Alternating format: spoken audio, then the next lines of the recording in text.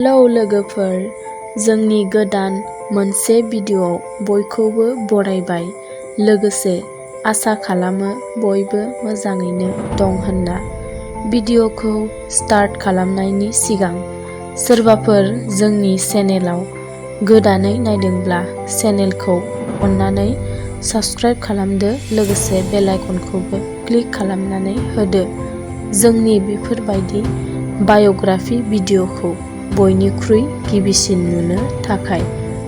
दिनै जों बे भिडिअ'नि गेजेरजों आसामनि 15 चिफ मिनिस्टार आरो दानि सोलिबाय थानाय हेमन्त बिस्व शर्मानि जिउ जारिमिनखौ बे भिडिअ'नि गेजेरजों गासैबो मिन्थिजोबगोन।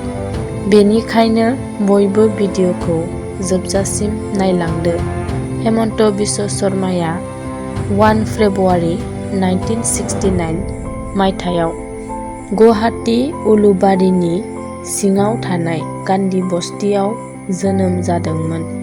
बेनि बिफानि मुङा कैलाशनाथ शर्मा आरो बिमानि मुङा मृणालिनी देवी। हेमन्त बिस्व शर्माया 2001 आव रिनिकी भुयानजों जुलि जादोंमोन आरो दा बेहा सानै गथ'बो दं। गथ'फोरनि मुङा जाबाय नन्दिल शर्मा आरो सुकन्या शर्मा।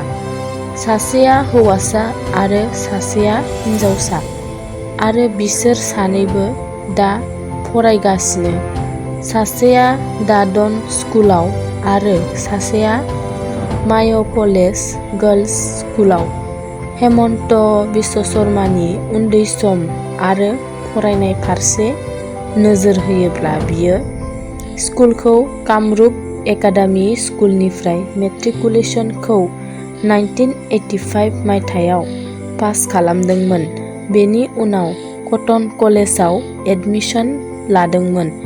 कटन कलेजखौ जों दा जेराव कटन इउनिभार्सिटि मुङाव मिथियो। आरो जेब्ला बियो कटन कलेजाव आन्डारग्रेजुएट खालामगासिनो दंमोन अब्ला बियो 1991 निफ्राय 1992 सिम कलेजनि जेनेरेल सेक्रेटारिबोमोन। हेमन्त बिस्व शर्माया कटन कलेजनिफ्राय आसामनि 7 नाम्बार चिफ मिनिस्टार जानो हानाय स्टुडेन्ट आरो बेनि आवगोलबो बांसिन चिफ मिनिस्टारफ्राबो कटन कलेजनिनो स्टुडेन्टमोन। हेमन्त बिस्व शर्माया बेचेलर डिग्री आरो मास्टार डिग्रीखौबो पलिटिकेल साइन्सआवनो कमप्लिट खालामो। बेनि उनाव बियो गभर्नमेन्ट ल' कलेज गुवाहाटीनिफ्राय बेचेलर अफ ल' खालामो।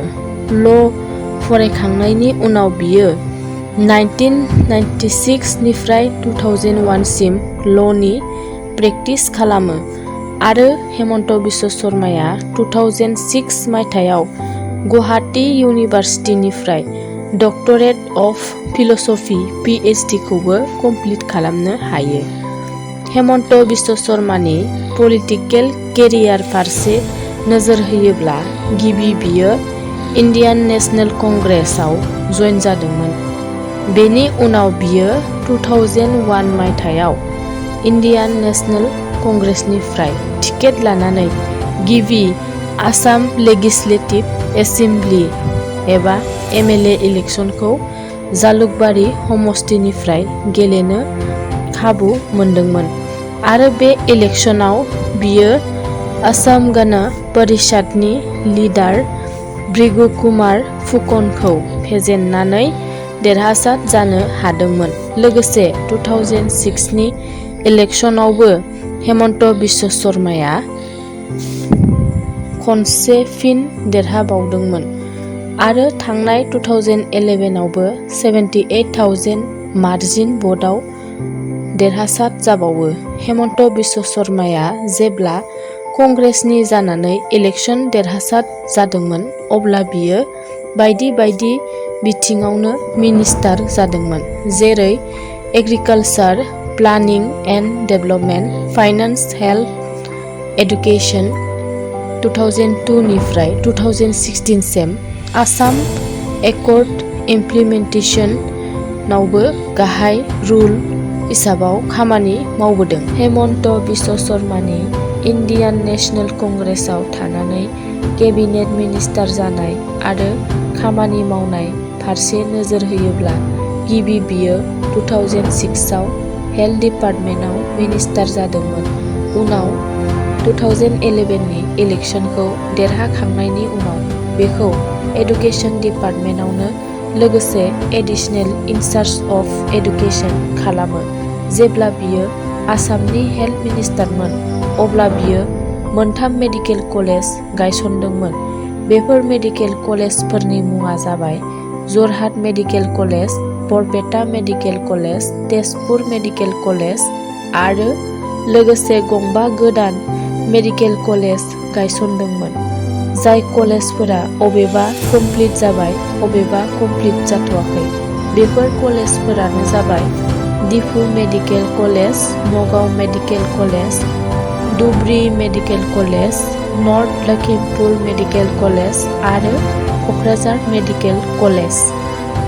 आरो हेमन्त बिश्व शर्मानि भारतीय जनता पार्टी BJPआव जइन जानाय आरो खामानि मावनाय आरो बोरै BJPआव फैनानै चिफ मिनिस्टार जाफैनो हादों बेफोरखौ नोजोर होयोब्ला जेब्लासे Hemant Biswa शर्माया Indian national कंग्रेसनिफ्राय resignation होआखै अब्लासिम बियो जालुकबारि कनस्टिट्युएन्सिनि सासे MLA आरो मिनिस्टारमोन। नाथाय बियो थांनाय 21 जुलाइ 2014 आव माखासे पार्टी इसुनि थाखाय गावनि गासैबो पजिशननिफ्राय रिजाइनेसन होयो। बेनि उनाव हेमन्त बिश्व शर्माया दिल्लीयाव थांनानै अमित शाहनि अफिसाव 23 आगस्ट 2015 आव भारतीय जनता पार्टीआव जइन जायो। बेनि उनाव 2016 आसाम एसेम्बलि इलेक्शननि थाखाय पार्टी मेनेजमेन्ट कमिटिनि कनभेनार खालामो आरो फिन खनसे जालुकबारि समष्टिनिफ्राय BJPनि केन्डिडेट जानानै एसेम्बलि इलेक्शन गेलेयो आरो बे बाराव गिबि BJPआ आसाम आरो नर्थ इस्टनि मोनसे स्टेटआव गिबि देरहासार जानो हायो।